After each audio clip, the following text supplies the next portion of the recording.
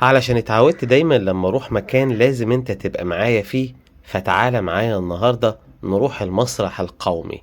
زي ما انت شايف كده، المسرح القومي، المسرح اللي اتعرض عليه اجمل العروض المسرحية.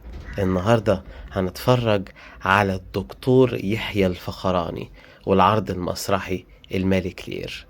جدير بالذكر ان ده تالت عرض يتعمل للدكتور يحيى الفخراني ويكون هو اللي عامل دور لير.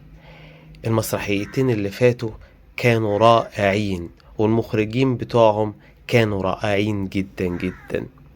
والجميل في المخرج المختلف اني بتشوف الممثل بشكل مختلف. النهاردة كمان هنشوف الدكتور يحيى الفخراني في عرض الملك لير مع مخرج مختلف. المذهل في العرض ان الدكتور يحيى الفخراني بقى عنده 80 سنة، واول ما بيقف على خشبة المسرح كأنك بتتفرج على شاب لسه في بداية حياته. ايه الروعة دي كلها؟ العرض كان جميل جدا، الديكور فيه تحفة والممثلين كلهم شاطرين. بس كان عندي كومنت ان الدكتور يحيى الفخراني بيطلع بس نص ساعة من العرض المسرحي 4 ساعات.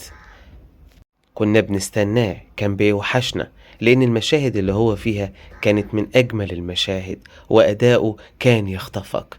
الدكتور يحيى الفخراني أسطورة مش هتتعوض. ربنا يخليه لينا ويبدع دايما ويطول لنا في عمره. الملك لير على المسرح القومي.